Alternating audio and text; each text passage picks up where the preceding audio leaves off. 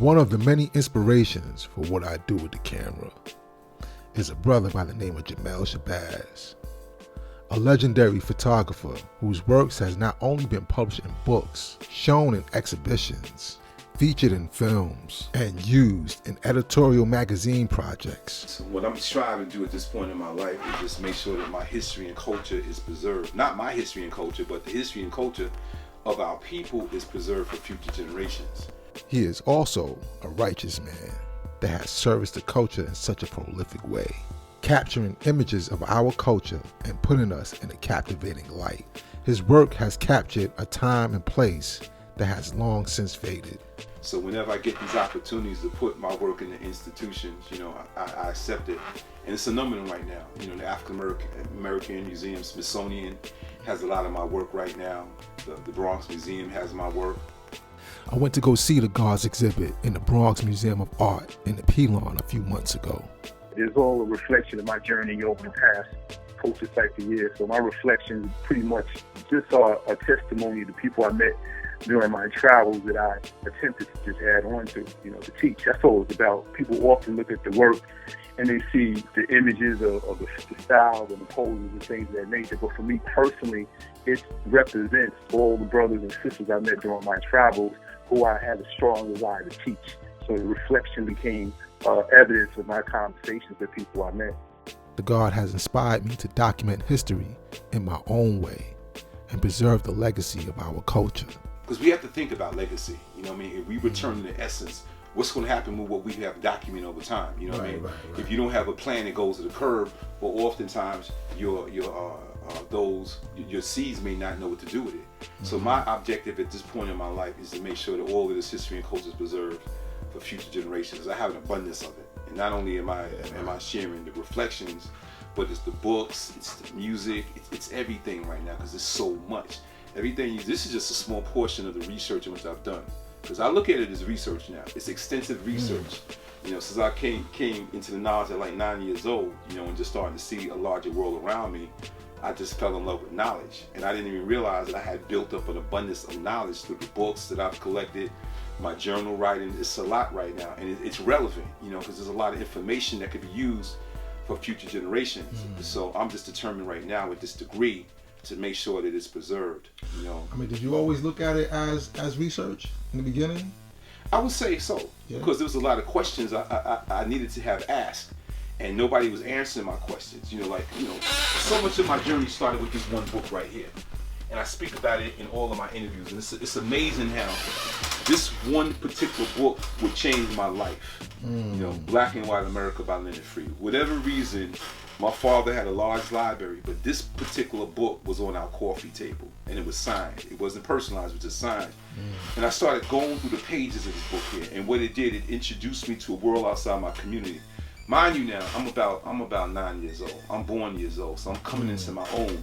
And what I'm looking at in this book was not being taught in school. So I'm seeing black people. I'm being introduced to Harlem for the very first time. My first image of the penal institution was this particular photograph right here. You know what I mean? So, and I'm reading it. Not only I'm looking at the picture, but I'm reading what it's about. And it's talking about a race war. It's a whole new language that I'm looking at in terms of homosexuality, Jim Crow, segregation. I learned about rape for the first time in this book here because a sister, a black woman, was raped by white men. So I'm reading. I didn't know what that word rape meant. So I'm going through this entire book, and I'm pulling out my dictionary to try to decipher words. And this book introduced me to Harlem. And I never knew I never knew anything about the author other than him writing this book. And as time would progress and I started to embrace photography, my father referred me to this book to study, to develop my creative eye. And what's so interesting about that, I use this book as like a roadmap to show me my photography. And eventually Leonard Free would die. I never met him. But just recently, a few years ago, I met his wife. And what's so deep about his wife, she printed all of his work. This is a German woman now. She brought me to her home, explained the work to me, explained who her husband was. We developed a friendship with each other. And for my born day last year, she gave me this photograph right here because I told her the impact that her husband's work had on me. And this particular photograph right here, this photograph actually introduced me to the Nation of Islam. It's the very first picture I ever saw of an FOI brother selling a Muhammad Speaks newspaper, I believe in 1963. And what she did, she gave me the original version of this photograph. This is the original picture that was in the book, signed and dated, the original reflection. And this is 1963. And she passed it on to me. So to me, it brought it full circle. But what the book did for me, it wanted me to see, it introduced me to what it was to be black and white America. I'm a young seed now, and I wasn't aware of racism. You know, my parents never made knowledge born to me about it. But that one book opened up my eyes at the age of 9 years old to the world in which I was about to embark on. And this is another photograph she gave me, which I find to be very interesting in the book. And this picture was taken in Harlem. It's called Muscle Boy.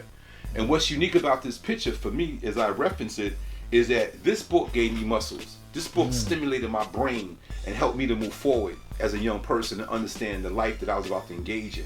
And Leonard Freed was a white photographer, where he documented black people in Harlem and throughout the South. So it showed me the power of photography and how photography could be used to inform and to enlighten. And it pretty much put me on my path to be where I'm at right now. And your old dad was a yeah, my old dad was a photographer. He came of age he was born in 1935, Understanding Power. Okay. And he learned photography. He was born and raised in Brooklyn, Albany Projects, and he went in the military at 17 years old. And it changed his life. You know, he was a photographer. Somehow, I don't know how he did it. We never got a chance to build about it. But at 17, he went into the military when his old Earth died. And he was assigned to a ship that's now a museum on the west side, the USS Intrepid. And I don't know how this black man did it, because back in those days, a lot of black men weren't getting jobs like that. So here you are, a young man out of Brooklyn, of all places, in the military that's traditionally Southern, and you are a photographer. And your task is to document life on the ship. And that experience allowed him to travel throughout the Mediterranean. So as a young seed, I remember looking at his reflections of Greece, Italy, Spain, Portugal, Germany, you know, through his travels at that young age. So when he returned, you know, back from his time in the service, you know, he tried to embark on a photography career. And I believe he met a lot of roadblocks, because he wanted to open up a studio, and it never happened. But nevertheless, he was always with a camera. And he was known as that photographer, that family photographer, documenting history and culture. He's no longer here, but I have all of his negatives, so I'm able to revisit his world through his reflections and see his life. And that's a beautiful thing, because I look at pictures or reflections as frozen moments in time. So my old dad is gone, but what he saw is here. So now I'm able to throw out these moments and decipher his journey. And he would go on to teach me photography. You know, once he saw my interest in it, he directed me to books to read. He had a vast library in his home, and I read every single book in his library, from photography to massaging to politics. And I'm a young seed now. I'm like 15, 16 years old reading it. So a lot of that informed me and put me on the path in which I am. And even my father had art. So I look at the art that I've collected over the years. It was inspired behind him, because in our home, we had art. You know, we had books, we had music. My father was like a scientist. You know, he'd be building model airplanes. He'd be doing crossword puzzles, would be drawing. So he was very skilled, you know, but, you know, at the age of 15, my parents divorced, and then I kind of like went astray. So at the stage in which I was developing my power, my parents got a divorce, and then I kind of like fell victim to the world, you know, because I had no safety net. And that's why I'm so adamant about trying to help a lot of seeds today, because I know what a separation can do. Some young brothers and sisters don't have parents, period. They was raised in the foster care system. I was fortunate to have parents, but I understand too that separation and how you can go astray. And when my parents separated, I started to fall victim to the way of the street, because I had pride. I went to private school, you know, and then when I moved from Red Hook to East Flatbush, that's around the same time my parents divorced, and I kind of fell victim to the streets, you know, drinking alcohol every day, you know, old English. And two things happened to change my life at that point. And one was my partner, who I was growing up, who was a really good brother. He actually saved my life. My man Winston, he told me about his cousin Cornell, who was a representative of the gang, the Badass Stompers, which is a division of the Jolly Stompers in Brooklyn. And he brought me to his house one day at 15 years old. And I'll never forget, you know, hearing about this brother. Jolly Stompers at the time was one of the most prominent gangs in Brooklyn.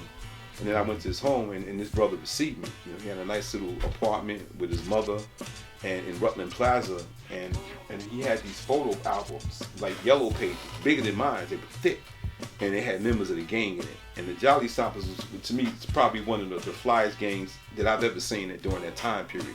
There was a combination of African American and Caribbean brothers. So you saw the British Walkers, the London, the straddle jackets. You saw the gold teeth. The combination of cultures came together and formed a unique style. But they weren't builders. They were not builders. They weren't added on in that way. But they had a style about them that I admired, and I admired the photographs that he had. They were very powerful images of the gang pose. Really he was more like a builder. I'll say that he was. He was more because he was like, kind of influenced you, right? He brought me into his home and he enlightened me. So I saw another side of the game, you know what I mean? And that was a deep side, because that's a good point that you raised, because he allowed me into his home, somebody he did not know. And he had no idea the influence that he had on me indirectly through both the music that he was playing and through his photo albums. So that encounter really inspired me to want to be a photographer. And when I left him, I was so inspired, because I wanted to take pictures just like that of my people and my surrounding. Because I had already saw the power of photography, but I didn't see how I could use it to, I saw the value in looking at photographs and seeing the meaning. But now when looking at his work, of looking at brothers and sisters dressed fly, just a few years older than me, it made me want to go out and document my community. So I left him and I borrowed my mother's little Kodak Instamatic camera, and I started photographing my peers in junior high school. And it immediately gave me a voice. It allowed me to open up a third eye. When I looked at the viewfinder, I started to look at life from a very different perspective. And now I got purpose. Around that same time, most of my partners were graffiti artists. So that was a big thing. Matter of everyone in my crew was a graffiti artist, the male and females. We had Evil Eyes, we had KO, we had AG, we had La Boy, Taiwan, so they all wrote, and I wrote for a moment, but that wasn't really what I wanted to do. I was an artist, but the photography really was my foundation. That's what I wanted to do. It gave me purpose. It now gave me an opportunity to build with people. It gave me a voice. And back in those old days, we would chip in and buy film and go to the local drugstore and get them processed. And I have those photographs to this day. The very, very important images that I've made early on of my people. And my crew was a very interesting crew, because it was a combination of Black and Latino. Living in East Flatbush, it was a mix. I had partners that were Cuban, Haitian, Puerto Rican, African American, Jamaican. We were all one mix, and we all pretty much lived in private houses, and we all had fathers. So do you remember the very first picture? Yeah, I do. You do? I remember some of them, the role, and it's a book being published right now showcasing a lot of those images, but it's a deep picture of my partners at junior high school, on this beam. And I don't know where the vision came from, but it's a deep picture, and they on this elevated beam, and I'm shooting it from a lower level, and it's like the clouds are in the back, and there's three of them. And it's a really strong photograph that I made early on. And at that point, I realized that I got something. And then it gave me a voice. And then something else happened interesting around that same time, is that a brother who used to go by the name of Fraud, who used to kind of like terrorize the neighborhood. He was a one-man army. I met my enlightened. Now, my enlightened is a very interesting person, because as an 85%, he was a savage in pursuit of happiness. He was a stick-up kid, came out of Crown Heights. He was a cold knowledge thing, and he was a straight-up savage. His name was Frog, and he was a brother that came out of Crown Heights, and he moved to the area, and he used to just strong-arm rob a lot of people by himself. And he was just known. He's the type of brother who would come to the area like on a Tuesday and tell people, tomorrow at 1 o'clock, nobody better be in this park. And nobody would be there, because he had that type of reputation. Ramel, my enlightener. And whatever reason, he got arrested, and he went to Spotfoot, and Ramel got knowledge himself there. At 16 years old. I don't know who taught him, but somebody taught that young man, who used to be called Frog, because he spoke with this. So Frog turned into Ramel. Yeah, he went to Spotfoot, and somebody gave him knowledge himself, and then Ramel returned back to the neighborhood, and he started teaching particular people. Whatever reason, Ramel, his first student's name was Victorious, brother from the neighborhood, and they used to be together all the time. And Ramel saw me, and he must have saw a light in me. And he snatched me up from my crew that I was with, because there was opposition with Ramel and people I used to roll with, major opposition. And when he came home as Ramel, he would see me with them. And I'm with a lot of people. For whatever reason, his radar was on me. For whatever reason. Now I'm with my crew, and we engaging in alcohol, smoking, drinking, and acting like savages in pursuit of happiness. And Ramel started to just drop seeds on me. Every time he saw me, he would acknowledge me. This is a notorious gangster right now. He's taking time to acknowledge me. He might have been a year, 2 years older than me. And then how old you were about this time? 15. 15. I was coming into acknowledging myself on a greater level. And I got the photography, and now I meet Ramel. So he rolled up on me one day when I was with them, and I think I had already just finished putting in currency for a quart of old gold and everything in between. So we all together in the park. 15, huh? 15, yeah. Because like I said, my parents were going through trials and tribulations, and I'm going astray. And now, you know, that's what we did between the graffiti and engaging in that type of behavior. And we were also like a band too. We had brothers. We all had instruments. I had a bass.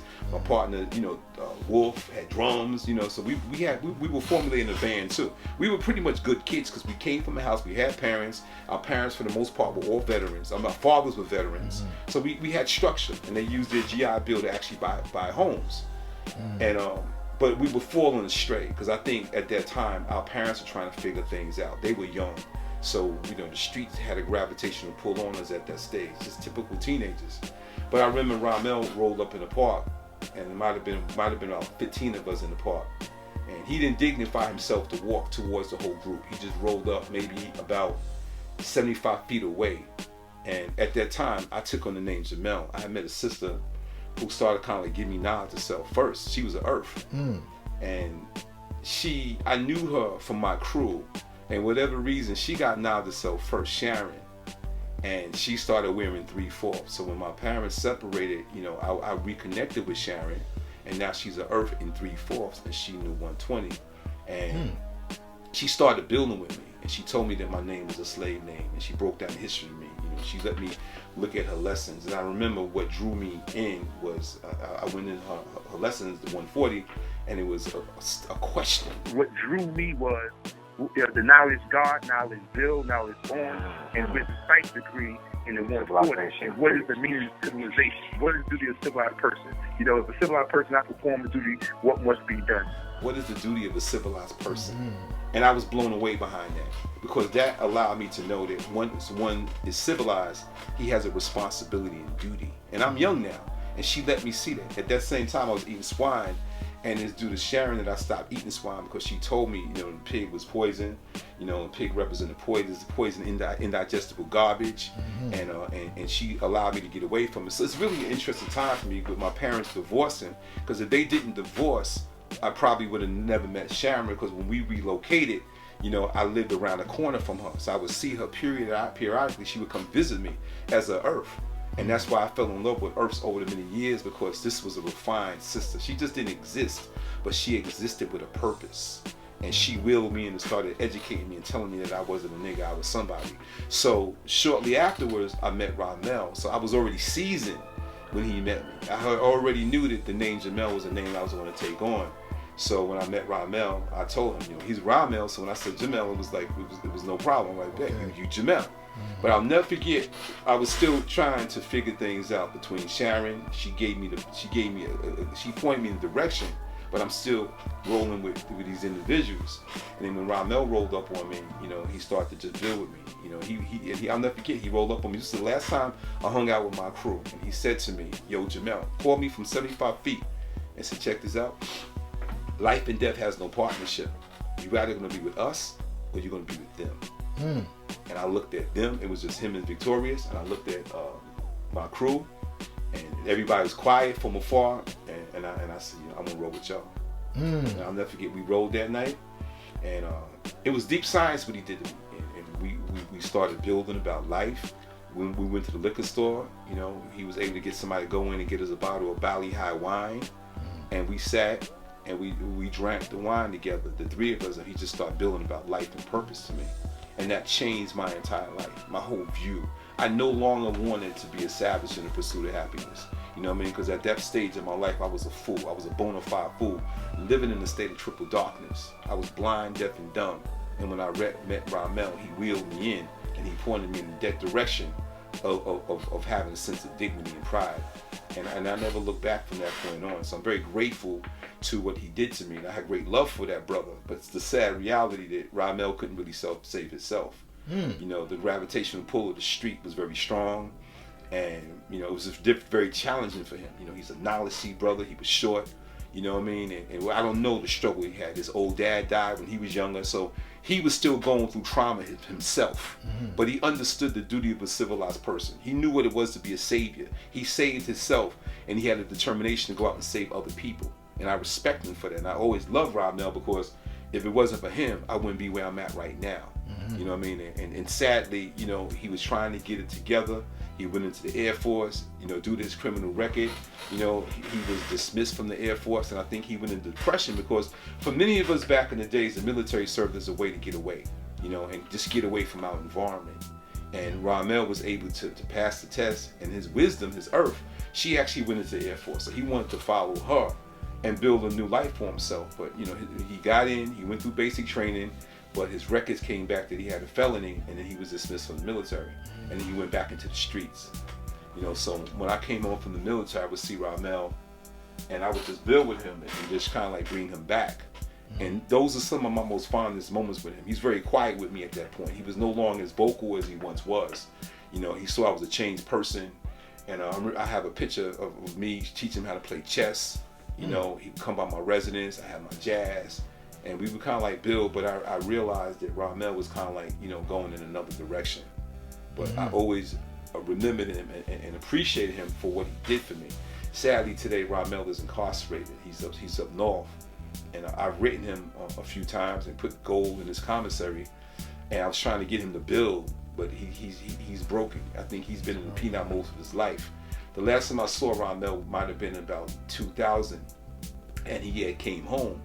And I was happy that he was home, and somehow we made contact with each other, and I met him at my job, and I passed on some gold to him, and I was happy to see the brother, but I could tell he was somewhat broken. You know, the penal, you know, really weighed on him, but he looked good. So I gave him some gold, which tried to help him get his foundation back, and sadly, he returned back to the neighborhood, and the same people who he saved, including his nephews, they gave him a package. You know what I mean? They gave him a package to sell. And Ramel went right back. He went right back. He was on parole, and he went right back, because apparently, you know, and he got smoked out.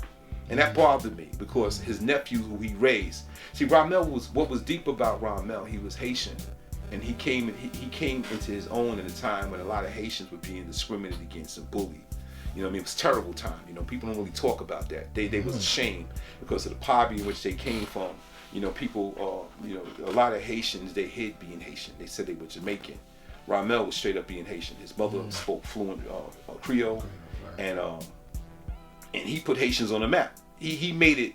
He just gave them strength and encouragement, because he was a leader, a thorough leader in the community for a lot of people. So, you know, when he came home, a lot of those young kids who looked up to Ramel were now in the street dealing, and his family.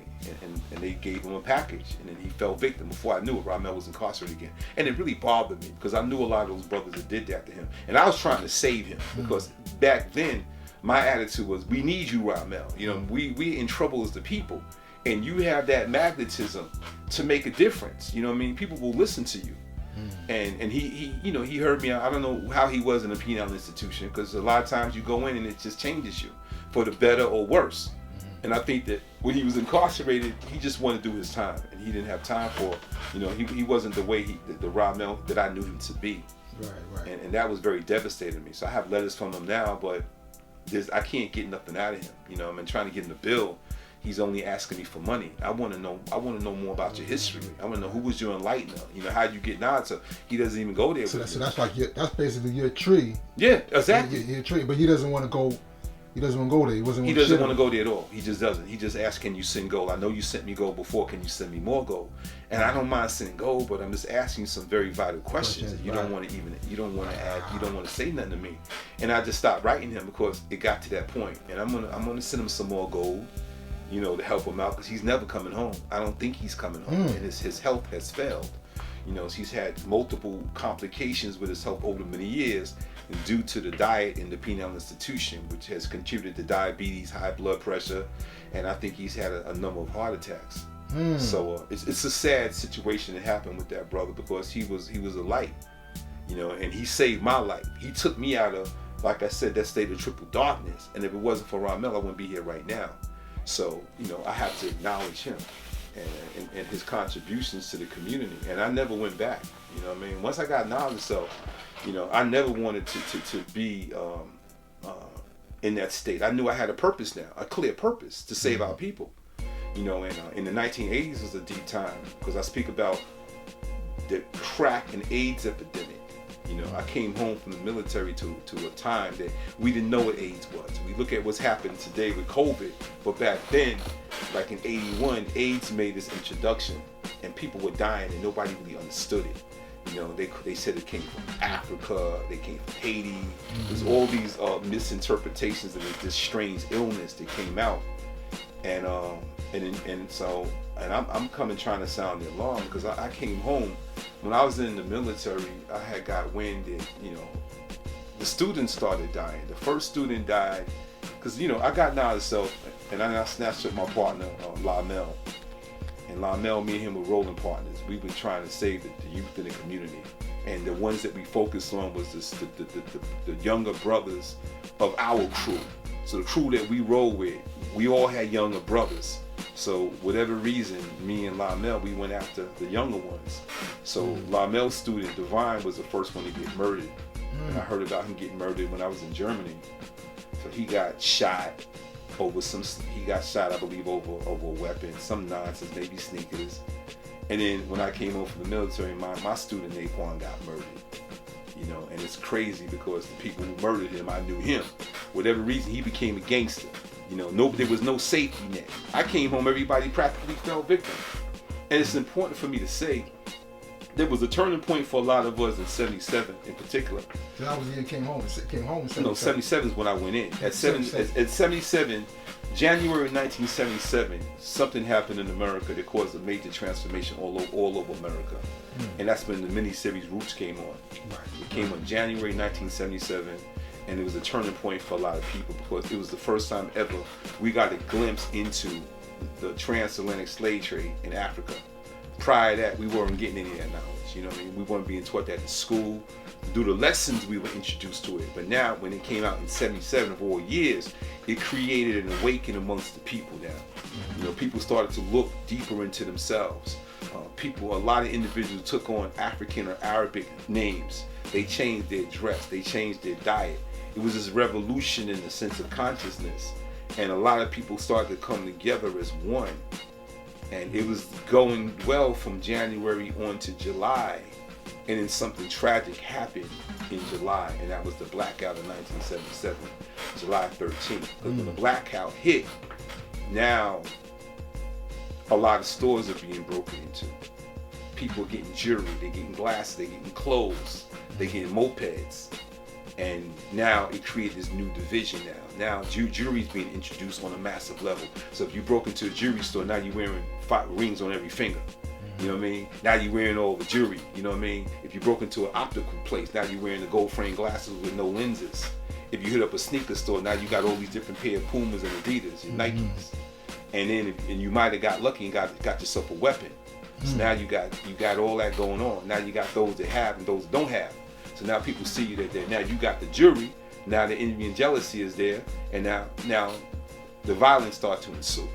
You know, the envy and jealousy started to become very normalized. Was that the same blackout that is credited for people getting hip-hop equipment? Yeah, exactly. Yeah, and that's what that did too, because now, you know, those DJs, now you were able to get better equipment now. You got your turntables, you got your records, you got your speakers, and that helped to kind of like give birth to hip-hop on an even greater level now, because that's what people got. People went ballistic when the blackout hit. For me, I stayed home because I was preparing to go into the military.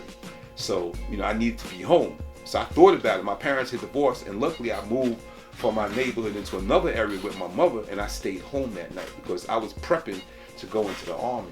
You know, so that saved me, because if it didn't, I would have been there, right there with them. And a lot of people got arrested. Some people got hurt. I remember Wise got his leg almost amputated by, some glass fell on him. And I'm glad that I stayed. Me and my man Lamel stayed. At the degree of knowledge God, I went into the military and then I went to Germany.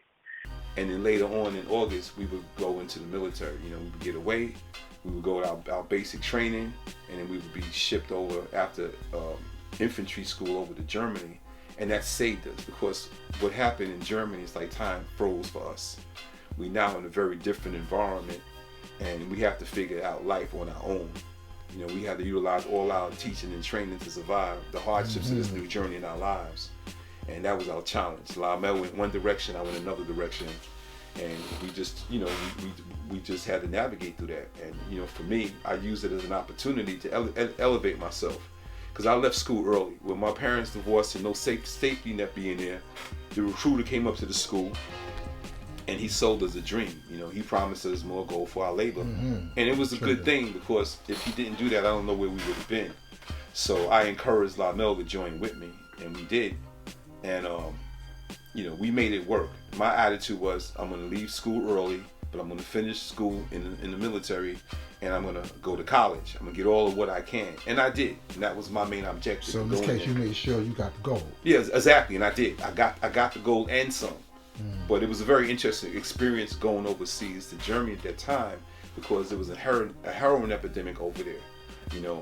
Amsterdam was close to Germany. So a lot of soldiers and civilians alike would go to Amsterdam and get drugs. And it had a major drug problem between heroin, hash, mandrakes, liquid speed, Thai stick. Everything was over there. So it was a major problem amongst young soldiers. I remember my first month over there, a number of people were ODing off of heroin, so it was a serious time. I'm fortunate to have gotten saved, because a brother who didn't smoke and drink snatched me up and put me under the wing and started giving me guidance. He's a brother I'm tight with to this very day. I owe my life to him, because he was about working out and studying. And in my unit, practically everybody got high. Every drug was there. If I would have stayed in that atmosphere, I would have definitely felt it, because I was young, and that's just what people did at that time. So, was that brother a 5% as well? No, he wasn't. He wasn't. He was just a wild brother from Staten Island that was wild. He was out of control, and he went in young too. To escape. It was interesting with his journey, because he was going on the buddy system with his partner. His partner got murdered right before they joined. So I'm just finding that out later on, that he came in with trauma. So a lot of us came in with trauma. Many people who join the military, some people come from foster care, violent backgrounds. It's just a form of escape for a lot of us, just to get away. Luckily, the war in Vietnam had just ended, so we didn't have to go to war. My father never wanted me to go, because he saw what war did. And I was naive. We were all naive. We didn't think about war at that time. But if it was a few years earlier, Vietnam would have been going, and our lives would have been different. I would not have joined if there was a war going on. I guess it was a great time for us, because the war ended in 75 and we went in 77. So America was recovering from a war. So it was a good time to be in, When I came home to the military, I sensed something bad was going to happen. That experience prepared me to come home back to the world. And when we came back, I came home to a war zone. When I think about coming home, I think about a lot. This is one of the first brothers I met when I came home, I reconnected with. And this is my man, Carol, who lived around the corner from me. And I would see Carol and we would build. And I liked the brother. He was a few years younger than me. And we would build about life. Unbeknownst to me, Carol was a gangster. I find out now he shot up the school earlier, and he had beef with a lot of people. Well, I didn't even know that. I just saw a good young brother. It's the layers behind who his brother is phenomenal. He's loved by some and hated by many. But I just saw a good brother. I looked beyond the reputation. I looked at a good person. And this picture was taken in what year? This particular picture was taken around 82, 83. Right. I met him in 80. I reconnected with him in 80. I came home to war now, because he's at war with a lot of brothers I know. And what's interesting about this picture, a lot of young people knew me, and they all embraced me. But unbeknownst to me, just a few months earlier, they were all at war with each other. They had major wars with each other going on, and they were still active. So I had knew other brothers. When I would travel to reconnect myself in the community, there's brothers I would roll with later on And unbeknownst to me, they were shooting at each other just a few months early. They were arch enemies to each other. And I'm building with all these different groups. And I'm building with another group of brothers. You know, like the guards I was building with later on in the evening would come visit me. And then they mentioned to me that, you know, one of the brothers' sister was gang raped. And now they want to enact justice. And this happened, you know, I just came home to this. And I knew the brother, and I like, this is what you brothers want to do. Let's go enact justice. And I'll never forget, you know, being with these brothers and agreeing to go look for the people that did it. And they mentioned their names. The names weren't familiar to me at all. So it's interesting that, you know, when we rolled up at this party, they say, there they go. And these brothers was locked and loaded. And I'm looking at these brothers, and I said, we can't do this. I know those brothers. The brothers that they wanted to take out were brothers I knew who I used to hang out with earlier. Younger brothers that were good brothers to me. And they wanted to kill them. And I told these brothers, we can't. They said, we're not going to get another chance. We got to do this right now. I said, y'all can't do this. I know these brothers. They said, yo, we got to do this. We may not do it. We get another opportunity. And I told the brothers, we can't do it. And I called it off. And then I went and I talked to them brothers about it later on. And they told me that it didn't happen that way. It was a misinterpretation. But my point, and what was interesting about the brothers they wanted to kill, they had beef with Carol. So you got these three different scenarios going on. Carol got beef with these two brothers that were accused of rape. The other brothers I know who I roll with at night got beef with these two brothers, and three groups want to kill each other. And at that point, I realized there's a problem here. Something went drastically wrong where there is no love, there's separation, there's hatred, and we got to put this to an end. And I wanted no part of none of that. All I wanted to do was be a light and figure out what went wrong. And the whole neighborhood scene that had just gone astray. All the brothers I knew went astray. Another thing, I remember the first party I went through, and I reconnected with a lot of my old partners in this book. And I had to put this picture in here because this is the party I went through. And I didn't even realize, this is my man Shabazz, he had just got shot a few months earlier. You know what I mean? And then everybody else ended up going to the penal institution. So this is a partner I grew up with in the 70s. And now I'm coming home and he had just got shot, I believe, the spring of 1980. And I came home in the summer of 1980. So I'm coming home to all of this war and all this confusion, all of this death and destruction. And nobody's teaching civilization. It's like, what happened? What happened to brothers saying, you know, wanting to be lights? Everybody now got nicknames. You know what I mean? They went from having righteous names to now this is Shah, this is this name, that name. And brothers is all engaged in just 10% behavior. You know, they just want to get rich. And I couldn't believe it. You know, one of the brothers who gave me my first dark room, you know, was a brother in Al-Cypher. And he gave me his enlarger. And I guess he traded it for scales because he went on to sell cocaine. You know, so everybody had changed. And nobody, I'm looking around, nobody's really building. Like, what happened? You know what I mean? It's just changed overnight. So what do you think it was that made brothers want to go from the 5% to the 10%? Money. Money, greed, power. A false sense of power. People had that illusion of just wanting money. And it became their God. And I didn't understand that. You know what I mean? So I'm working in overtime trying to save the young brothers, you know, going back up to the high schools and reminding them. So the images I took became a part of my, what I call visual medicine, to help aid the people in better understanding what's going on in our cycle. You know, for me now, the photography, this is when the photography came into play, because the camera became the magnet that drew a lot of people to me. And at the same time, it provided me with an opportunity to build with people I didn't know. You know, I could roll up and introduce myself. It first started with people I knew, because I went back to my high school, and a lot of the kids that were going to school at that time, the young people, they were the little brothers and sisters that people I knew, or they lived in my neighborhood. So I became like a big brother to a lot of them. And when I went and told them I'm just back on the scene, you know, I always mirror Marvin Gaye's song, "What's Happening, Brother," to what it was, the vibration I'm on, because I'm back in the world. And I'm trying to engage people about life and what's going on in my experience and what happened. And we got to be mindful of the time. For me, at this point in time, I'm just trying to archive what I've captured over the years. I got millions of photographs. Because back in the days, when I was in the Army, the Ku Klux Klan used to say, you know, in 1984, the blacks would be no more. So I really believe that there's going to be racial conflict in America in 1984. And even the book 1984 by George Orwell spoke about this change in society. And I realized that what they actually meant was The change was Ronald Reagan become president. Because when Ronald Reagan became president and the crack epidemic came into fruition, there was a new war that was going on. There was a genocide that was taking place. The crack came into our communities and transformed people overnight. Sisters that were on their way to college now had fallen victim to addiction. Young brothers that were on their way to college or in college, they made conscious choices and wanted to sell drugs.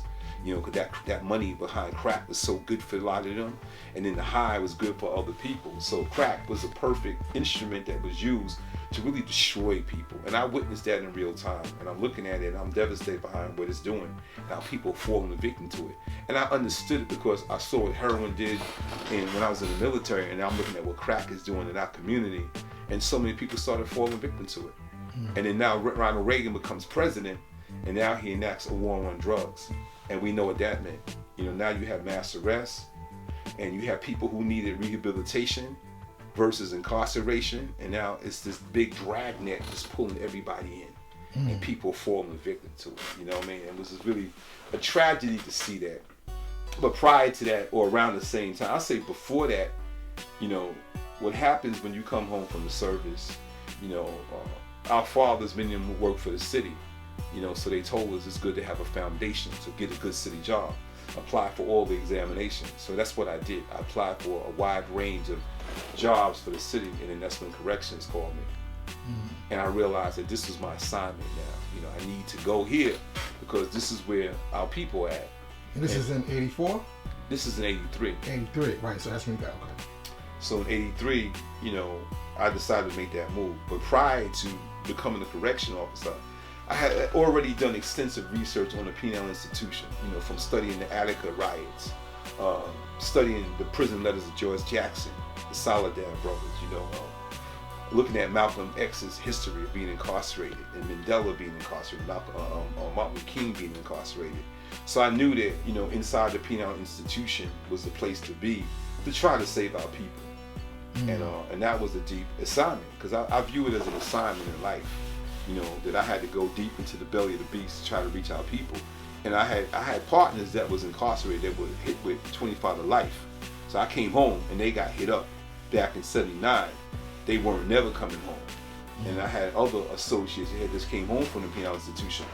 Through the social media now, I find out more and more about people I rode with. They keep telling me a deeper history. And I didn't realize that some brothers that I had reconnected with in the early 80s had just came home from the penal. Just came home fresh. And it's through my conversations with them that I realized that there's a lot of innocent people locked up. And then there's some who made bad decisions in their life. I was one of them. I luckily that my path was very different, because I could have easily been right there. But I think that I was being groomed for a higher calling in life, and I didn't go. Instead, I went in as an officer. So you encountered a lot of your air-like. Oh, no doubt, yeah. What was that like? It was shocking, because it's like when I got there, was so many people that were there. I knew so many people that were locked up. It's like, now I know why I haven't seen you before, because you're here. And I was on Rikers Island, and it just blew me away to see all these healthy, strong individuals that were behind bars. And then what it did to them, because now it's survival of the fittest, innocent or guilty. You have to survive now in this harsh condition, this very violent, hateful atmosphere. You have to survive.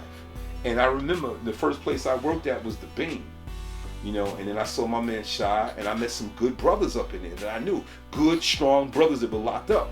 And my whole thing with them is like, all right, y'all brothers is here, but don't forget your duty and responsibility. You're here. This is the perfect. This is the ideal place to be to educate people. You know what I'm saying? Because everyone's here. You can't go nowhere. But it wasn't that easy. It sounded good, but it just wasn't that easy, because it's survival of the fittest right now. You have to survive up in here. So they heard what I'm saying, and they did the best they could to survive, but it's still a grimy atmosphere. And at that time, there was a horrible war going on between the blacks and Latinos. At that time, they called them Germans. And it was sad, because I came from a community, we were all one, coming from Red Hook. We didn't look at color, and my associates were different color. But now in the penal, it's this divide now between the different cultures, You got houses they call German houses, you got guards in houses, you got all these different mixes, and everybody's just trying to survive. And it's a horrible, horrible atmosphere. The slashings, the stabbings, the individuals who can't deal with it, so they want to kill themselves. You know what I mean? All that's inside there, and it's just a very hateful atmosphere. I went in there with a determination to try to do the best I can to save as many people as I could. And you're dealing with the valley and the shadow of death every day. You're dealing with people who hate you because you wear that uniform. You got people who wear the uniform who hate you because you're black. They hate you because you might refer to inmates, deal with them on a level of humanity. So you got to deal with all these obstacles every single day.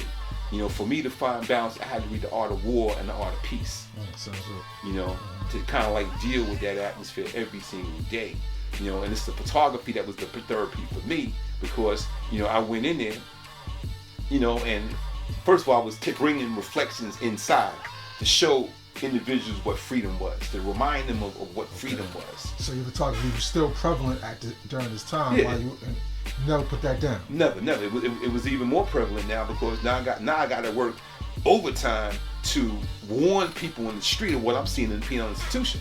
Because I'm seeing a lot of stuff in the penal institution, and mind you now, there's a lot of young brothers in the street that feel that the penal institution is gladiator school, and they feel that they need to go there as a form of a rite of passage.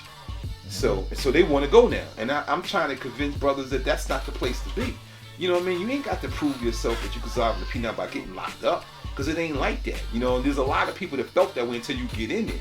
You know, so I'm trying to use my platform to inform people of the horrors of the penal institution. I'm leaving Rikers Island. I'm going downtown Brooklyn, in front of Albee Square Mall. You know, to me, that was a nucleus where people came together, you know, from the different sections of Medina to congregate. And I'm using that platform to let people know what I did. You know, in some cases, I'm letting people know, this is what I do. Then there's others that got released and they would see me. Because, you know, I'm from Medina. And I would spend a lot of time at the head of Medina, a place we call Albee Square Mall. Like almost every day, that was the nucleus where everybody was at. Like I remember, you know, 50 Cent, you know, Shamik in front of Albee Square Mall. I remember him in the penal institution. The original 50 Cent. Yeah, the original. You know, I knew him in Shamik. I didn't know him as 50 Cent at that time. He was just a young brother, you know, who had a lot of energy. That was in the military. You know what I mean? And you know, he was in the military. Yeah, he went into the army. Okay. You know, I believe it might have been the National Guard, but he was able to go through basic training, and that's how we connected, because he had that knowledge. But you know, more than likely, they might have realized that he had a record, and then they told him that he got dismissed like Ramel. Because, you know, the head of Medina, downtown Brooklyn, you got everybody there. You got Marcy, you got Tompkins, you got Brevoort, you got Brownsville, you got everybody merges there, especially during the weekday, and there's a lot of tension. And I'm right there in front of the Albee Square Mall practically every single day, taking photographs of almost everybody. But a lot of brothers would be in front of the mall. For me, as a righteous man, that was a place to be, because it allowed me to connect with people from all over Brooklyn, you know, in that one space. And that's where a lot of my photographs came from, right from the heart of downtown Brooklyn.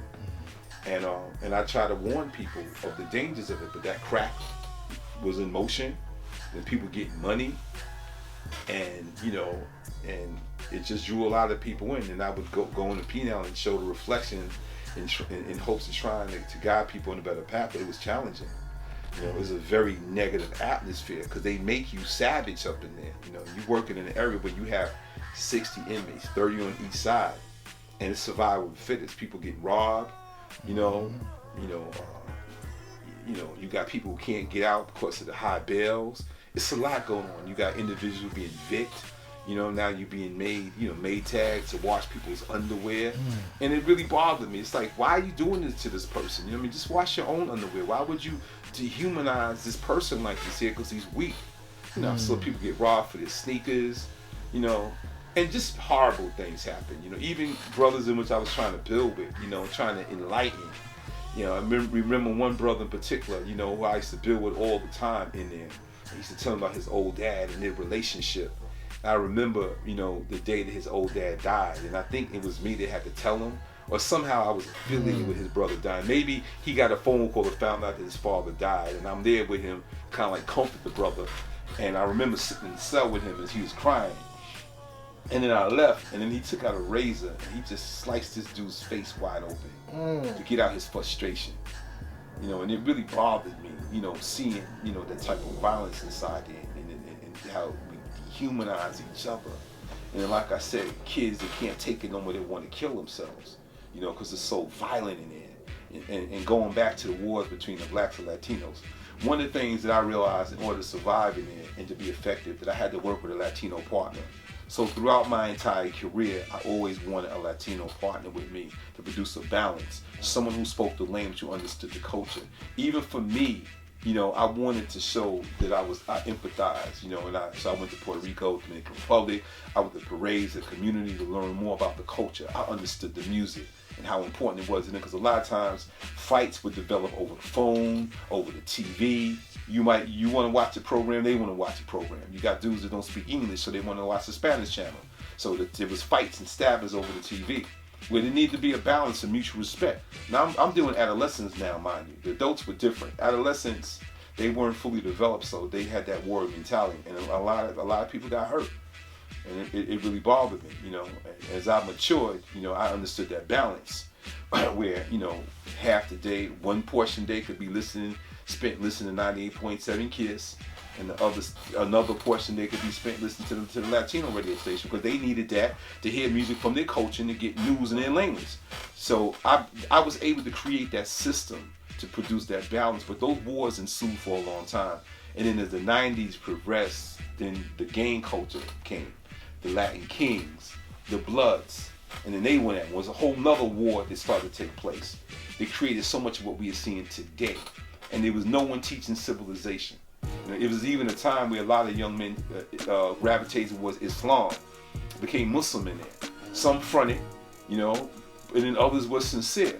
But you back in the 70s and 80s, a lot of people that were incarcerated came home and changed people. They were disciplined, they were more mature, they were focused. Now instead, you know, people came home more violent, more vicious. You saw more scars on their face. It was horrible, horrible. So what do you think it was that, you know, that brothers, you know, in the 70s were, you know, get more knowledge, right? You say, because when you got the knowledge, right, you got it in God power, right? So, you know, and they get knowledge, but then somewhere along the line, like, you know, in institutions, they run it towards the gang life.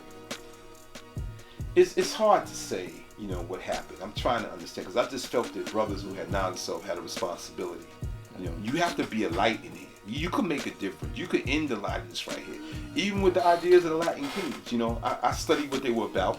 You know, so if brothers were true to the organizations that they belonged in, they should have sat down and brought about some type of peace.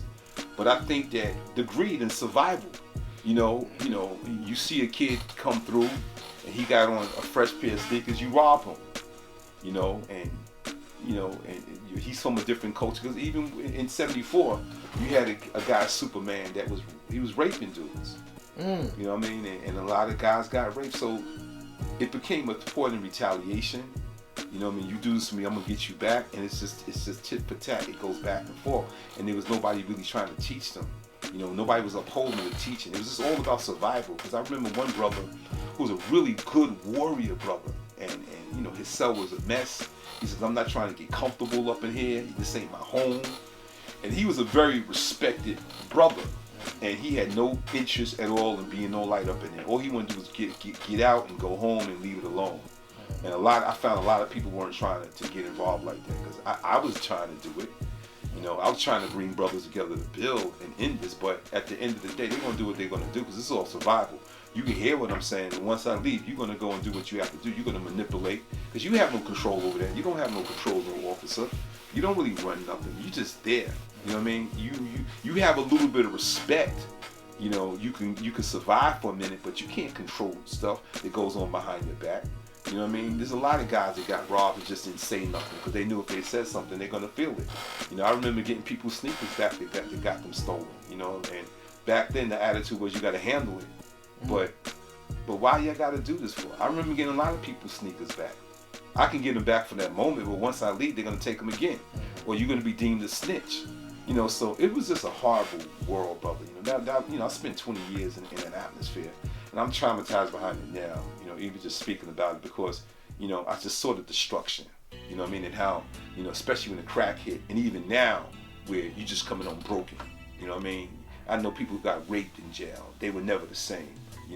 Dudes that were, took on that savage mentality. You had to take this man's hood. Why you had to do this to this person for? You know what I mean? Just destroy him. So people don't want to talk about that, but a lot of lives are destroyed, both here in this city, but throughout this country, the penal institution. And I think about the innocent people who have been incarcerated for crimes they didn't commit, subjected to that world. Think about racist police that intentionally put people in the system to destroy them because they had the power to do so. And I've seen that. You know what I mean? They might just have a beef with you in the street. They don't like you. So they could just arrest you for anything. And now, next thing, you doing time for something you didn't do. And now you have to survive. I've met a lot of innocent people that did a lot of time, only to be exonerated years later. One of the worst case scenarios to me that I ever heard of was this brother that was accused of killing his mother and sister in Coney Island. Imagine, your mother and sister are murdered, and you are the prime suspect. Now you do 20 years, 25 years, only to find out that you weren't the person. So here you are, your mother and sister's murdered, you charged with the crime. The murderer is out there, you telling people I'm innocent, and then all these years pass, and then you find out that it was based off bullshit, you know what I mean? Based off a cop that just, a false testimony of a crackhead. And there was so many scenarios like that, so, that was just a part of my assignment in life. And now look at the way the world is today, I'm devastated with all the violence that's going on out there. Because you look at a lot of these seeds that are out here now, these are the grandchildren of people I grew up with. And something went wrong. You look at all the lives that have been lost in the street, the murder. We look at the families that have been broken, the families, the seeds that went into foster care, those that are living in shelters. We are divided in fractions of people wounded. And I don't know what to say at this point in my life. I'm heartbroken, to be honest with you. Because it's like we've gone backwards. Back in the days, peace was a universal greeting that meant the absence of confusion. And now it ain't about that no more. It ain't about calling a person a brother no more. You know what I mean? It meant something back in the days. Now people say, I ain't trying to hear that bullshit. You call a woman a sister. That ain't your sister. That people want to be bad bitches and niggas and all that.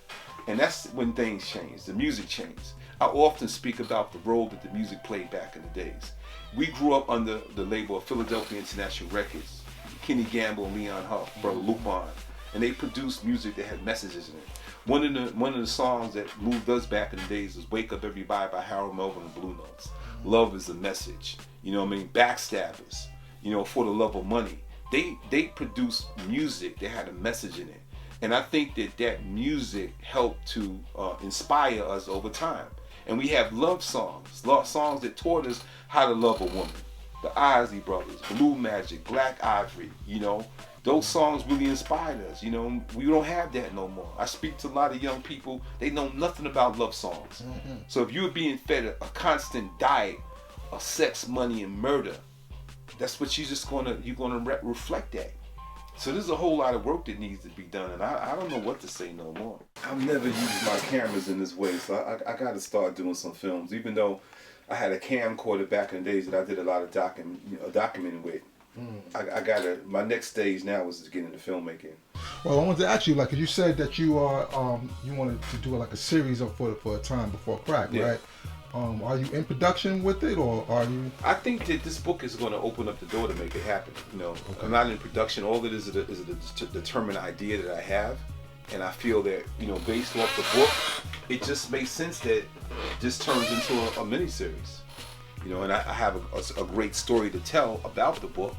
So I feel that at this stage, that's the next phase of my life. I have to tell this story because I feel with the impact that Roots had on my generation, a miniseries, hopefully with a time before crack, it could be used as an example to show this generation and remind my generation how life was. And I wrote a good story, a really positive story, about how life was. And some people they debated with me. So this is like scripted, kind of. Yes, it's a script. I wrote a script. I wrote 5 episodes. Okay. Oh wow! 5 episodes based off my experience coming of age. It's all true story, actual fact. So this is not a documentary. It's a true story about it's a combination about my life and the lives of other people. but it's just about, you know, coming of age back in the 1970s and what life was like back then, and relationships. You know, it's a part of it is a love story, because a brother meets a sister, and it reminded me of a sister I met, you know, before I went into the military, and how I met her and the type of woman that she was, a refined woman, and their conversation, how they interact with each other. But it just shows the community too, you know, and it deals with a wide range of issues. You know, I wrote one episode that's called Rice and Beans, and that whole episode is devoted to Latinos and how they existed within the projects. And it's centered in projects. I call the projects the Brooklyn houses, you know what I mean? So it's not like a real project, but it's a project that represents Brooklyn. It's all about Brooklyn. Right. It's a good story, you know, and it deals with Vietnam, because we don't talk enough about the Vietnam War and what it was like for these guys coming home from the war. Because now you got a guy who was in heavy combat beyond what anyone could ever imagine. You know, seeing people blown to pieces and having to kill individuals. And now, you know, you back in America. You went to Vietnam the same year that Martin Luther King was assassinated. And now when King is assassinated in Vietnam, when he's assassinated, you in Vietnam, and you got folks waving the Confederate flag celebrating. And now you wondering, why am I here? You know, even to speak about the fact that a lot of young men were drafted to go to war and put on the front line. So we don't talk enough about that. It's very close to my heart too, you know, and some of the most extensive research I've ever done. So one aspect of my series is about the war in Vietnam. So a lot of it is based off my individual research, extensive research into different things that transpired, and then based off my actual experiences, my actual encounters. My strategy was to do books first and then turn the books into movies, because once you look at the books I've done, there are imperfections in everything that I've done, but it's my hope that give me an opportunity to do it, you know, and I believe that I could produce something great. Gordon Parks went from doing books, you know, to doing film. You know, he did the learning tree. So I want to have that same opportunity. So hopefully someone will look at my book and say, let's do this. You know, let's make a movie called A Time Before Crack, a series. And I look at what's on Showtime, HBO, and Netflix right now. There's a void. Folks is talking about doing a remix of Scarface and Paid in Full. I mean, really, do we need that right now? Do we need movies that are going to continue to add in our destruction, and movies that present negative images of us as a people? I feel that I have a responsibility to use my voice and platform to produce content that's going to inspire people, you know what I mean, and show the world another side. So A Time Before Crack is that. Mind you, the book is called A Time Before Crack, because I want people to know how life was before the crack epidemic hit, because once crack hit, life as we knew it was forever changed. So a lot of these photographs are dealing with that time period. I mean, this is a photograph that I took in Harlem around 88. Now crack had hit at this point, but we still had unity. A time before COVID, when people came together in the spirit of love and unity. And this is common in Harlem back in the days. One of the things I was exploring in the late 80s is spending a lot of time in Harlem. I loved it for its rich culture. You know, I was greatly inspired by the Harlem Renaissance in the early 1900s. So I loved the frequency in Harlem. It wasn't like Brooklyn. It was more of a conscious vibration in Harlem back in the days. And I loved the merchants of the street. So this photograph I opened the book up with, because I wanted to show the love and togetherness. And I personally don't remember any conflict around this time. You know, anybody getting stabbed, anybody getting shot. Just yesterday I heard in broad daylight around 3 o'clock they had a shooting on 125th Street. You know, so it's just something where we're going. So I took the challenge to do a book called A Time Before Crack, because I wanted to redress the crack epidemic and how life was.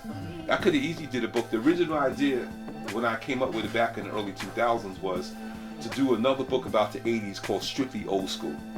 And it's a great title, but I wanted to be more than old school. I wanted people to think and go back to that time period, and it's pretty much doing that. The book has its imperfections, but I'll look past that. This is a good brother, Trev, who lived in the neighborhood that was an official brother. You know, he was in the Marines, and he lost his life. He died in a horrific car accident where he burned to death. You know, so my reason for putting this photograph in this book is to remember him. And this is my old neighborhood. This is Church Avenue right here, Church and Ralph. And Trev lived a few blocks away. You know, so that was the idea of the book, to remember people. How can I produce a book that's going to stimulate you and remind you? And this is the vibration in America at that time. You know, this is my man Malik. He had just came home from the Marines, and you have this sign in 1982 talking about Reaganism is black genocide. Think about that. Reaganism is black genocide. This is before the crack epidemic hit.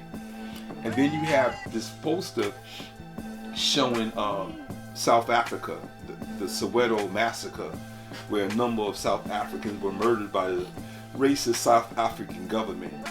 So this is an important photograph here to open up the book, because this is definitely a time before crack, because crack hit pretty much in 83, 84, and here's 82, and you're saying Reaganism is black genocide. This is my man Supreme right here, and he's reading the book, The Destruction of Black Civilization, and that's my book. That's a legendary picture right there. Yes, it is. And Supreme was one of my students, and I encouraged my students to read, and I felt that to really understand the history and culture, this was a good book to read, you know, to add on to your cipher by Chancellor Williams, The Destruction of Black Civilization. Where's Supreme right now? I'm not exactly sure where he's at. You know, he's out there. He reached out to me a while ago, but I really can't say where that brother's at this point. This is a brother that passed away a few years after this photograph was taken. I believe he died in a horrific motorcycle accident. So again, it was my way of honoring people who are no longer here first. Deep photograph right here. This is in my old project at Red Hook.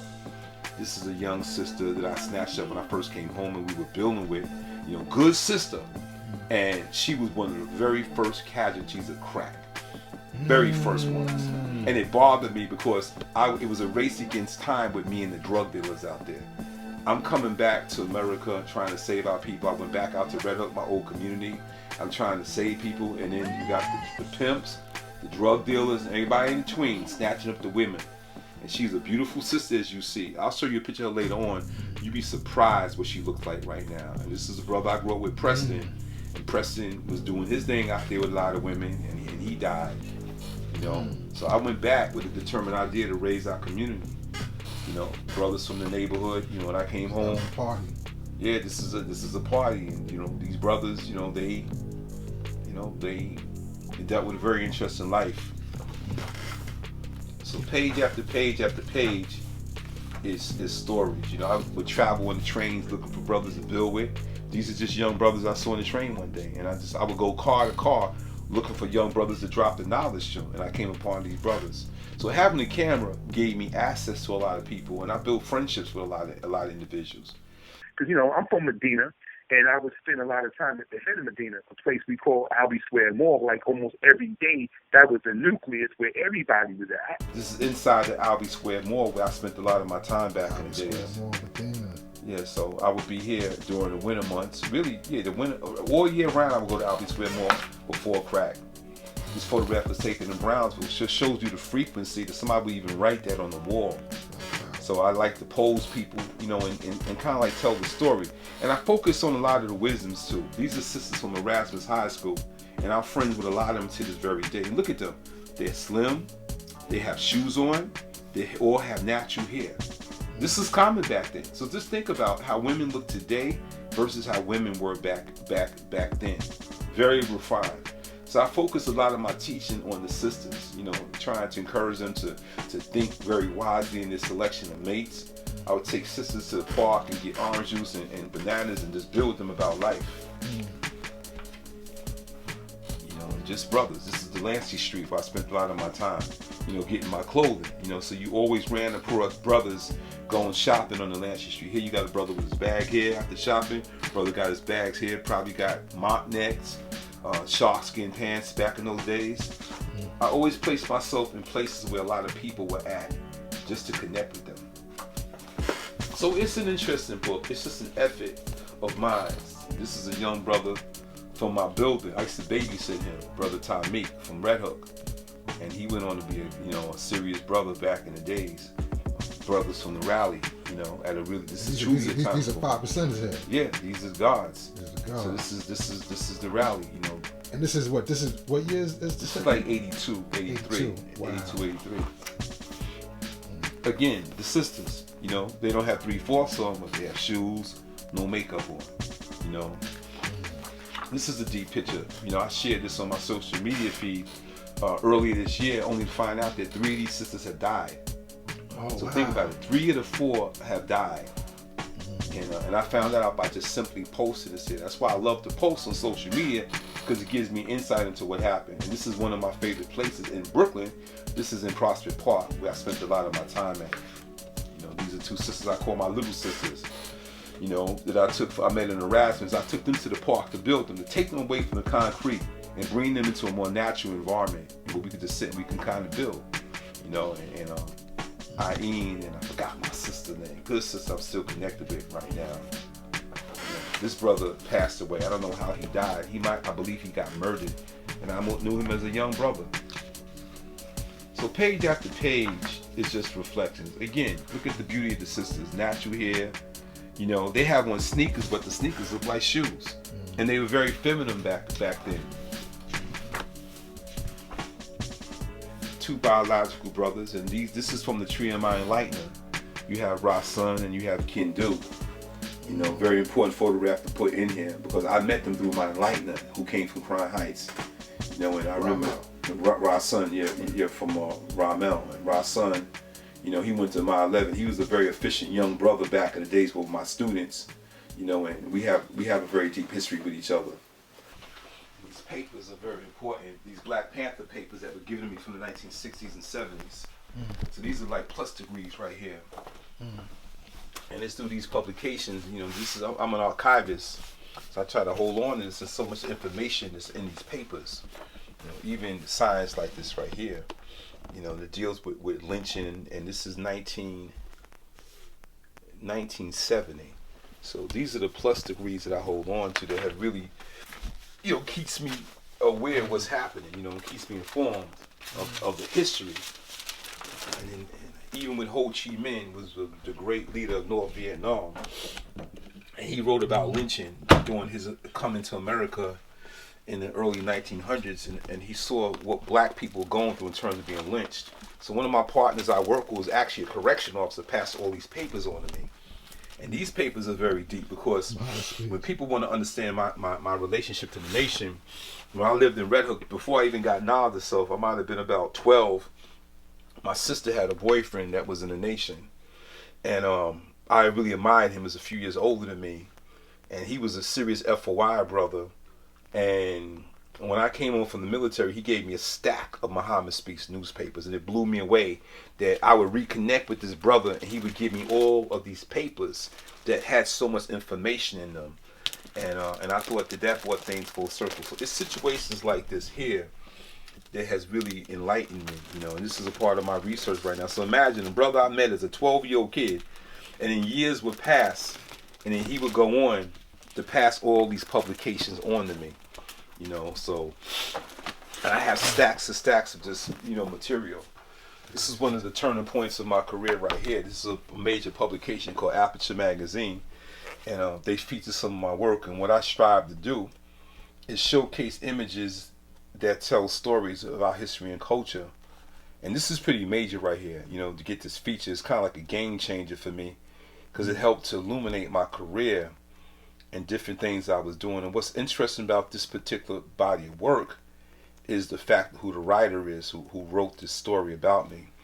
And this is for Aperture Magazine. And Khalil Gibran Muhammad is actually the great grandson of Elijah Muhammad. Right, yeah. He was the director of Schomburg. Yes. So I met him. All right, that's Fee. So imagine he's the great grandson. And he wrote this piece about my work in here. Wow. And look at the type of work in which I presented. So I'm just trying to illuminate the different cultures that exist, you know. And I try to honor and dignity is very important. I mean, look at these dignified women. You know, brotherly love. This is one of my most important photographs right here. We must first be brothers. So to capture brothers shaking hands is very important to me, to show that love. And here you have brothers of 2 different cultures coming together in the spirit of unity. You know, the Hampton University Band. You know, this is a photograph I took in Harlem called Remembering Malcolm. You know, sisterhood is very important to me. There's so much, and I'll show you some work here. One of the portfolios. this photograph, I needed to find a way to address gang violence in our community in the schools, because I was being invited to a lot of schools to teach, and I knew I had to reach the gang. So I came with this idea here to create a chessboard, red and black. The red representing the blood that has been spilled already, and both pieces are black. So in the game of chess, in order to play, you have to have colors that are contrast to each other. But here you have black pieces. That means that no one can move. So here you have a young man representing the blue, the Crips, and you have a young man representing the Bloods, and they're at war with each other. I call it what now? Because now you can't do anything. So when I teach, this picture comes up, so I get the attention of a lot of young brothers, when they see images of that nature. This is a really powerful photograph right here, taken in the court system, and this is a lawyer visiting his client. This is a cell that I put a lot of people in over the years, a cell that will gain them entry into the world. So it has a lot of history. Gil Scott-Heron was in this cell right here. One of the most devastating experiences of my time in corrections, when he fell victim to the system due to his addiction. And he came to my area, and I was trying to build with the brother, but he seemed like he was really gone. But a lot of good brothers I would put in the cell and build with, rather than being in larger cells that were packed. This is not solitary, or? No, this is not. This is this court. This is a waiting court right here. Oh, okay. So this is like a very solitude pen that, there's other cells that are jam-packed, but I will put certain people in the cell here to read, to pray, to use the bathroom, just to reflect. It was a cell that only occupied really about 2 people, where the other cells were about 30 people. And I try to contrast, you have a situation here, a person outside talking to somebody inside, and you have the sister here and the inside, in the doorway. So this is just a part of my visual storytelling.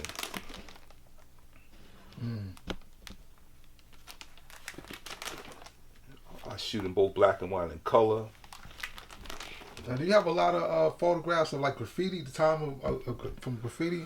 Not really. I shot it indirectly on the train. I didn't shoot graffiti per se, but I documented, people on the train when you see the graffiti in the background. Okay. I thought it would be around forever, so I never really focused a lot on graffiti, because I just never thought it would fade away. That's interesting. Yeah.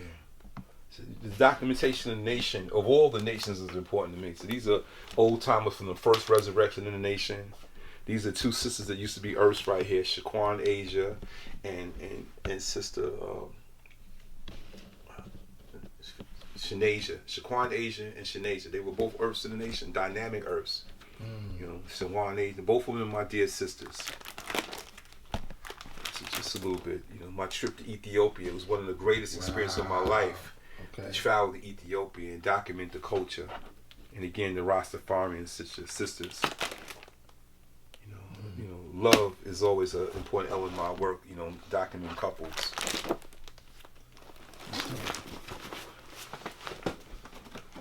I got endless work. I just got to get rid of it right now. Everything got to go. You say got to go. Like what do you museums and institutions, because it's just so much work that I've got to document over the many years. So I don't really need it right now. So what is your process to getting them into museums and institutions? Just really reaching out to. One of the strategies is my social media feed. Because a lot of the institutions follow me, so they reach out to me. And when I do shows, when they want to do exhibitions with me, I let them know the work is available after the show's over, and they really appreciate that. But I reach out to museums and universities, and I just, I showcase my work and let them know I'm trying to find homes for it right now. So that's very important to me, because I have it, but what's the point in having it when it could be shared? Okay. So all this work to me, I've been blessed to document it. Now I don't need it anymore. Once it goes in the book, I really don't need it no more. It needs to go out. Oh, wow. And that's very important to me, because I do this for the people, and I have thousands upon thousands of images. And this is a very important photograph, because like I shared with you before, this brother's gone and that brother's gone. So it means a lot to their families now that have froze this moment in time for future generations to see. Again, I try to tell stories, to juxtapose these images together. Here you have this young white kid, 5 soul shirt on, behind the American flag. And when I make images, I try to create images to tell stories. I knew that when I took this photograph, that these 2 would go well with each other. They will flow well to help tell the story. This is a part of my street portrait series. This is all film. And this is a really interesting photograph right here. Just things that you see in your travels. here you have a masjid, and you have, you know, Little Kim or Foxy Brown, and just think you have this disrespect right next to a mosque, and then you have a Muslim sister walking by and Muslim sisters looking outward. So it's the point of carrying your camera everywhere you go and just seeing. My camera's always out. This is MGT Vanguard drilling at Savior's Day. You know, very powerful photograph of mine. This is for Mosque number 7. I mean, were you commissioned to go in there to do that? No, You just went in there? I just went. You know, I traveled to Chicago with the idea of documenting the nation. It was very important to me. You know, just brothers, you know, the rally, you know, back in the days. What year was this? It's probably like 83, 84. 42nd Street back in the days. You know, just always traveling, you know. 83, 84 as well? Yeah. Okay.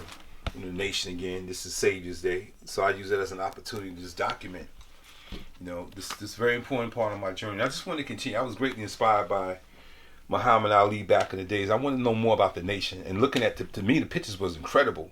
So to have an opportunity to build up a body of work on it was very important to me, to continue in that tradition. You know, Mr. Farrakhan's daughter. This is at this is Chicago again. This is about the drill. This is at Mosque number 7 here. Family. This is at Chicago. This is about the drill. So it's a very important body in my work, like all my work. You know, all of it is very important to me. Right, that's one in the book. You know. And this one, how did you catch this right here? It was just really timing. Just timing. This is about timing and always being prepared, because it's raining outside. You see, the street is wet.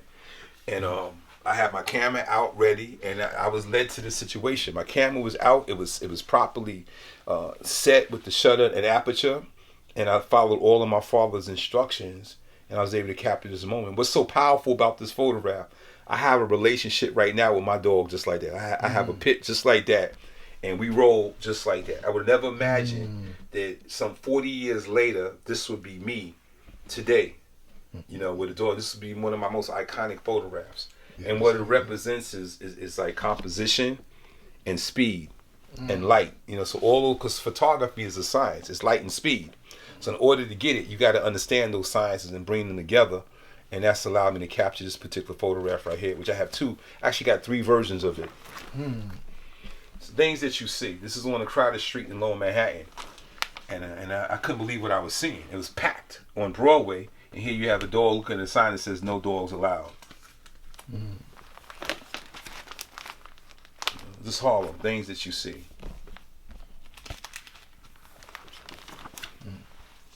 Some advertisement I did. You know, this is for Pro Kids.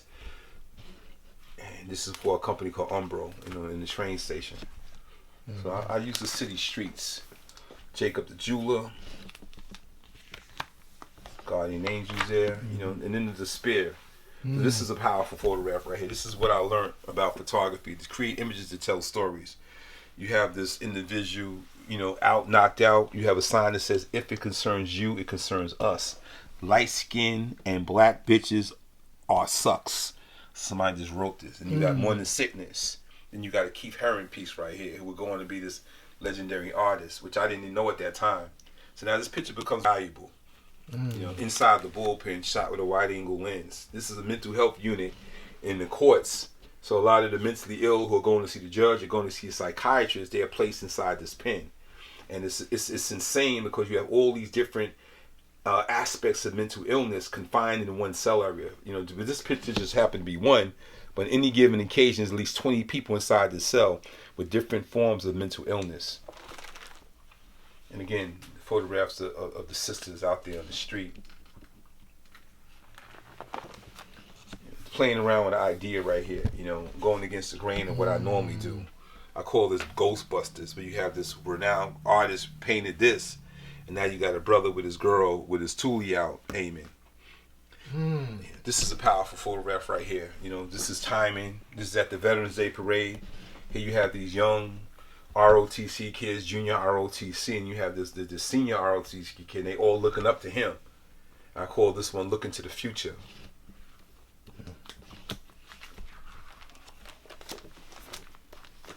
This is at 106 in Park, the graffiti park. We was just talking about graffiti, and these are 2 renowned artists here. I know this is Sign. I don't know his name. 42nd Street back in the days. I spent a lot of time out there in the 80s just documenting that culture. It's a powerful picture. You know, this is what led me here was really interesting. I just happened to see them building pretty much just like that. And then something told me to engage them in conversation. And when I did, I found out these are all veterans. She was in the Marines, he was in the Army, and she was in the Navy, I believe. They were all veterans, and they were friends.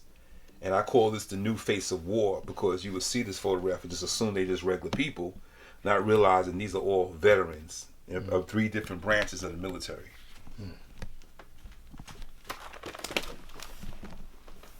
And just, you know, caption images to tell the story. The photograph him by himself is one thing, but now when you include all these different elements in here, it gives greater depth to the photograph. You know, you have a march for Mumia in Philly, stop the war in Iran, Malcolm X, brothers standing in the square. You know, so there's a lot going on. But like I said, by himself is one thing, but now to put him in here, his shirt blends with the yellow, it helps to tell a deeper story. Same with this photograph right here. You have police officers. This is a very rare picture because it ain't often you see police like this here. This is at the Mean Youth March, and I happened to see them there. And I want to show cops in another light. There. All right, so you know. And you hear we have a sign that says we love our youth, and you have police officers, you all officers of color. So it's just trying to tell the story, you know, with the camera. You know, documentation on the train, different things that you see. My man Luis Mendez, you know, good rolling partner of mine, just a good associate over the many years. And this is a classic photograph of a brother who's a follower at that time of Salas Muhammad. And here you have a paper that says Muslims speak on unity, and he's holding up the tradition of Malcolm and saved the black family. So things that you see and you capture. This is an interesting photograph here because I have posed pictures and unposed. This is Coney Island, and I call it 4 degrees of separation. So sometimes titles are important for me to have to go along with my photographs to tell a deeper story. So you have 4 different people from 4 different situations in the time before cell phones, and they're all, you know, separated by a booth. And now these phones don't exist anymore, so this becomes a very iconic, classic photograph. This is a historic picture right now. You know, legendary Kid Freeze, B-Boy, and Lucky Strike, you know, a renowned brother in the hip-hop industry. He has since passed away. And now this goes on to be a very important photograph. You know, it's a lot of elements here. You got the boombox, you got 2 individuals, Latinos, and you got the graffiti in the background. I like this synth, Mega. Do it again.